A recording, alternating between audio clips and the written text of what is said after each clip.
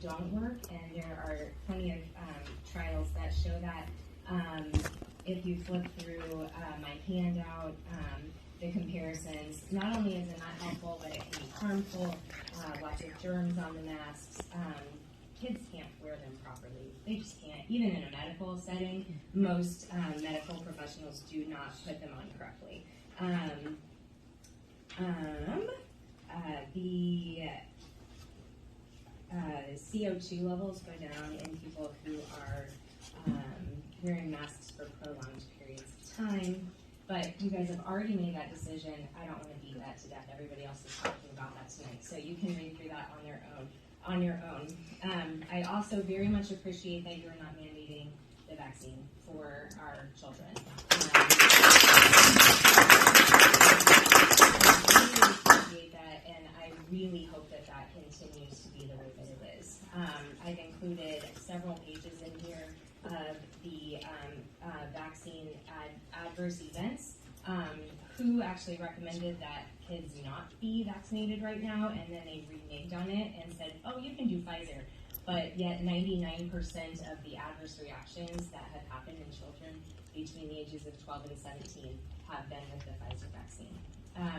I included data directly off of the CDC website, including 9,000 deaths, 26,000 hospitalizations, 56,000 urgent care visits, 80,000 office visits, 2,000 anaphylaxis, which is you stop breathing immediately. And so I definitely appreciate the fact that you are not asking our kids to do that.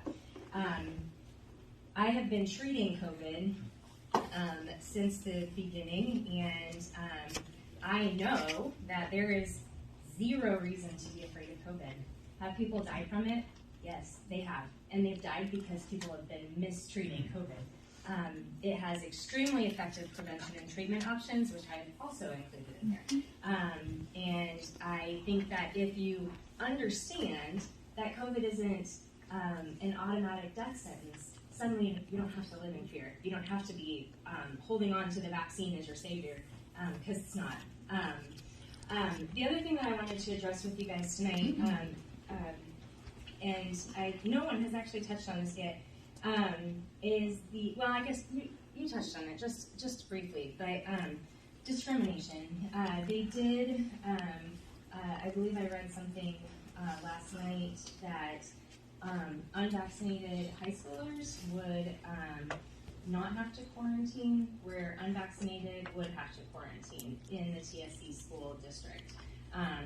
You can say that you're protecting private health information all you want, but if you're quarantining my kid for 14 days, but not somebody else's kid, that's discrimination. Yep. I printed off all of the vaccine trials. Not one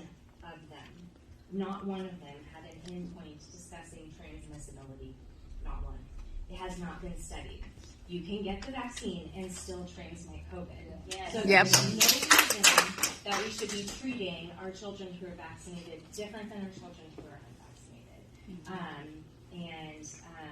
I would just encourage us to really pay attention to discrimination, not just in the schools, but in the public in general. Seeing a sign that says, if you're fully vaccinated, you can come in this store without a mask on is infuriating to me. I want to put signs up on all of those signs that say you're segregating, you're discriminating. It's not okay, and it needs to stop. So, thank you very much for your time. I hope that this packet is helpful in just solidifying your decisions that you've already made. And if anybody wants to see the trials I've printed off, I'd be happy to share this as well.